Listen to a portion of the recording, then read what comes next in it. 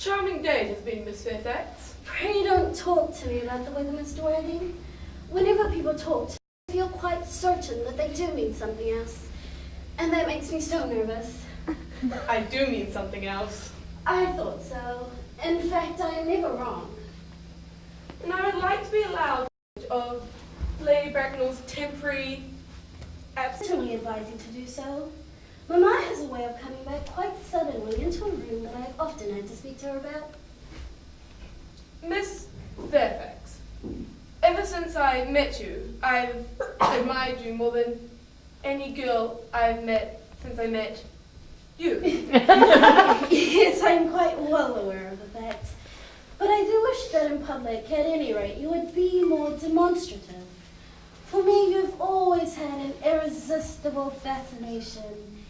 Even before I met you, I knew I was far from indifferent from you. We live, as I hope you know, Mr. Worthing, in an age of ideals. The fact is constantly mentioned in the more expensive monthly magazines, and has reached its provincial pulpits, I am told. And my ideal has always been to love someone of the name of Ernest. There's something in that name that inspires absolute confidence. From the moment Algernon first mentioned to me that he had a friend called Ernest, I knew I was destined to love you. Gwendolyn, you really love me. Passionately. Darling, you don't know how happy you've made me. My own Ernest. But you don't mean to say you couldn't love me if my name wasn't Ernest. But your name is Ernest. Yes, I know it is, but suppose it was something else. Do you mean to say you couldn't love me then? Ah, that is clearly a metaphysical speculation. And like most metaphysical speculations, has very little relevance to the actual facts of real life as we know them. Well, personally, darling, to speak quite candidly, I don't much care about the name of Ernest. I don't think the name suits me at all. It suits you perfectly. It's a divine name. It has music of its own.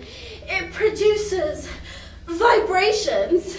Well, really, Gwendolyn, I think there are much nicer names. Like the name Jack, for instance. A charming name. Jack? No. There's very little music in the name of Jack, if any at all. Indeed, it does not thrill. It produces absolutely no vibrations. I've known several Jacks, and they were, without exception, were more than usually plain. And besides, Jack is a notorious domesticity for John. And I pity any woman who is married to a man called John. They would probably never know the entrancing pleasure of a single moment's solitude. No, the only really safe name is Ernest. Gwendolyn, I must get Chrissa. I mean, we must get married at once. There is no time to be lost. Married, Mr. Worthing? Well, surely. You know that I love you. And you led me to believe, Miss Fairfax, you aren't completely indifferent to me. I adore you, but you haven't proposed to me yet. Nothing at all has been said about marriage. The subject hasn't even been touched on. Well, may I propose to you now? I think it would be an admirable opportunity. And to spare you any possible disappointment, Mr. Worthing, I can tell you quite frankly beforehand that I am fully determined to accept you. Gwendolyn! Yes, Mr. Worthing. What have you got to say to me? You know what I've got to say. But you don't say it. Gwendolyn, will you marry me? Of course I will, darling. How long have you been about it? I'm afraid you have very little experience in how to propose. My own one. I've never loved anyone in the world but you. Yes, but men often propose for practice. I know my brother Gerald does. All my girlfriends tell me so. Oh, what wonderfully blue eyes you have, Ernest. They're quite blue. I hope you'll always look at me just like that, especially when there are people present. Mr. Worthing? Right, sir, from the semi-recumbent posture. 'Tis most indecorous. Mamma, I must beg you to retire. This is no place for you. Besides, Mr. Worthing hasn't quite finished yet. Finished what, may I ask? I'm engaged to Mr. Worthing, Mamma. Pardon me, you're not engaged to anyone. When you do become engaged, I or your father, should his health permit him, shall inform you of the fact. An engagement should come on a young girl as a surprise, pleasant or unpleasant as the case may be. 'Tis hardly a matter she should be allowed to arrange for herself. And now, I have a few questions to put to you, Mr. Worthing. While I am making these inquiries, you, Gwendolen, shall wait for me below in the carriage. Mamma! In the carriage, Gwendolen. Gwendolen, the carriage. Yes, Mamma.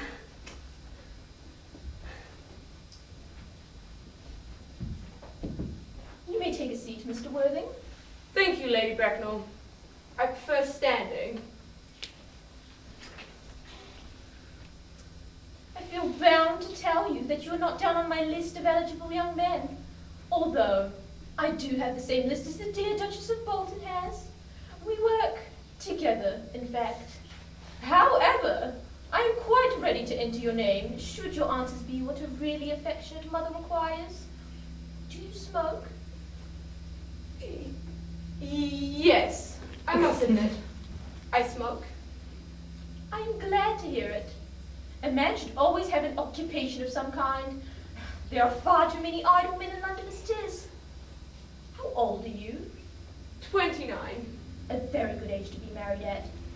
I have always been of the opinion that a man who desires to be married should know either everything or nothing. Which do you know?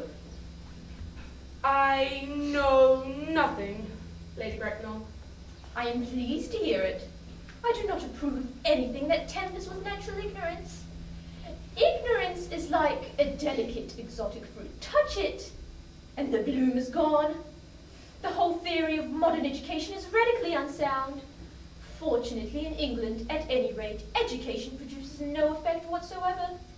If it did, it would probably lead to acts of violence in Grosvenor Square. What is your income? 7,000 to 8,000 a year. In land or in investments? Investments, chiefly. That is satisfactory. What between the duties expected of one during one's lifetime and the duties expected of one after one's death, land has ceased to be either a profit or a pleasure. It gives one position and prevents one from keeping it up. That is all that can be said about land. I own a country house, of course, with 15 acres of land attached to it. But I don't depend on that for my real income. In fact, as far as I can make out, the poachers are the only people. A country house? How many bedrooms? Well, that can be cleared up afterwards. You have a townhouse, I hope. A girl with a simple, unspoiled nature like Gwendolen could hardly be expected to reside in the country. Well, yes. I own a house in Belgrave Square, but it is let by the year to Lady Bloxham. Lady Bloxham? I don't know her. She is a lady considerably advanced in years. She doesn't go about very much. Nowadays, that is no guarantee of respectability of character. What number in Belgrave Square? 150. The unfashionable side. Oh, I thought there was something.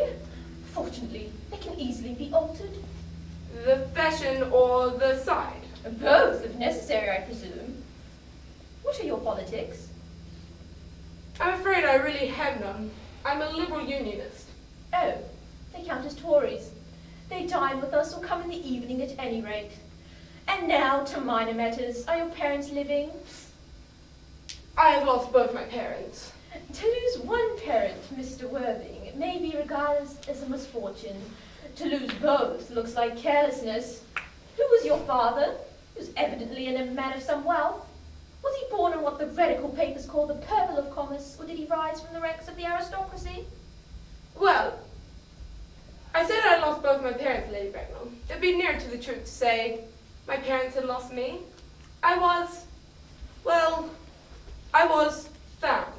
Found? The late Mr. Thomas Cardew, a man of a kindly and charitable disposition, found me and gave me the name of Worthing, because he happened to have a first-class ticket to Worthing in his pocket at the time. Worthing is in Sussex. It is a seaside resort. Where did this charitable gentleman with a first-class ticket in his pocket find you? In a handbag. A handbag? Oh. Yes, Lady Bracknell, a handbag. A large black leather handbag with handles on it. An ordinary handbag, in fact. Where did this Mr. James or Thomas Cardew come across this ordinary handbag? At Victoria Station. It was given to him in mistake for his own. The cloakroom at Victoria Station? Yes, the Brighton line. The line is immaterial, Mr. Worthing. I must confess, I am somewhat bewildered by what you've just told me. To be born, or at any rate bred, in a handbag seems to me to display contempt for the ordinary decencies of family life, and reminds one of the worst excesses of the French Revolution. And I presume you know what that unfortunate movement led to? As for the particular locality in which the bag was found, a cloakroom in a railway station could serve to conceal some sort of social indiscretion, has probably indeed been used for that purpose before now. It could hardly be regarded as a sure basis for recognized position in good society. May I ask what you advise me to do? I need Sarah to do anything in the world to ensure Gwendolyn's happiness. I would advise you, Mr. Worthing, to try and acquire some relations as soon as possible and make a definite effort to produce one parent of either sex before the season is quite over. May I ask how you suggest I should do that? I can produce the handbag at any moment. It is in my dresser at home. I think that should satisfy you, Lady Bracknell. Me, sir? What has it to do with me? You can hardly imagine that I and Lord Bracknell would dream of allowing our only daughter, a girl brought up with the utmost care, to marry into a cloakroom and make alliance with a parcel. Good morning, Mr. Worthing. Good morning.